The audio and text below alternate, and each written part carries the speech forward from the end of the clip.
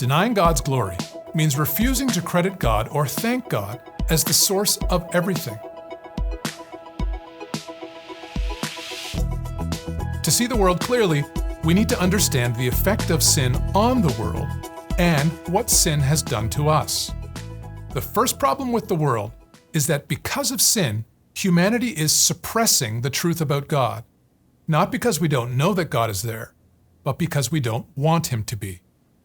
And the reason we don't want God to be true is because we want something else to be true. Which leads us to the second problem Paul identifies. Our second problem is that humanity is embracing an exchange in truth. The reason that our sin prevents us from wanting God to be true is because sin is, by definition, our desire for something other than God. In verse 25 of Romans 1, Paul gives a summary statement of this exchange in our desire. He says, "They exchanged the truth about God for the lie, and worshipped and served created things rather than the Creator, who is forever praised. Amen." In very simple terms, what we wanted was the creation, that's us, without the Creator, that's God. But this simple decision had and has far-reaching consequences. And Paul lays out these consequences by showing how this simple exchange in truth has changed absolutely everything. What Paul shows us is that this simple exchange in truth leads to another exchange, an exchange in worship, and how this exchange in worship necessarily results in an exchange in living.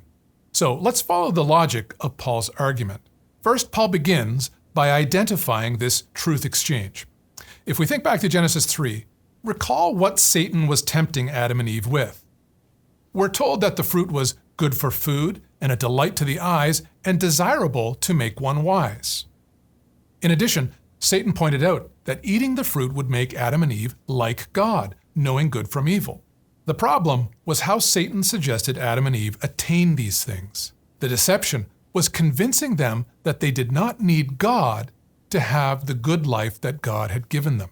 Listen to how Paul describes this truth exchange. He says, "For although they knew God, that is, that He's the source of life and everything good in it, they did not glorify God, that is, acknowledge God as the source of life and everything in it, nor thank Him." Are you beginning to see the real meaning of what Adam and Eve were doing to God by sinning? Are you starting to grasp the gravity of their decision? What Adam and Eve were effectively doing was taking life and all its goodness given directly from God's hand and treating it as if it did not come from God. Now look at what happens next. Paul writes, "But their thinking became futile and their foolish hearts were darkened. Although they claimed to be wise," they were trying to gain wisdom after all, "they became fools and exchanged the glory of the immortal God for images made to look like mortal human beings and birds and animals and reptiles." Now, we mustn't let the references to images of humans and birds and animals and reptiles throw us off. We might quickly associate these things with ancient, primitive forms of worship that have nothing to do with us in the modern world, but this misses the greater truth of the passage.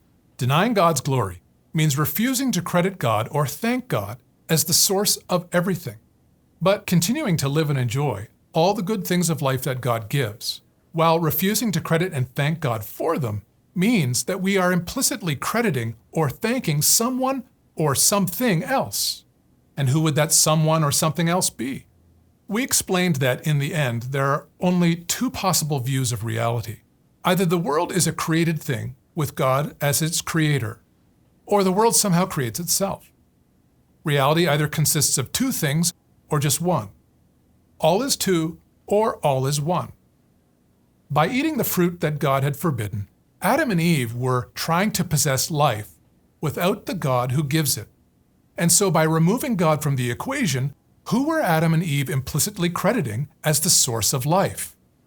If not the Creator, there's only one option left. They were giving the credit, that is the glory, for life to the creation. And since they were part of the creation, this ultimately meant that they were giving the glory that God deserves to themselves. So this truth exchange Paul speaks of means that in sin, we, the creature, have claimed the glory which belongs to God, the Creator, for ourselves.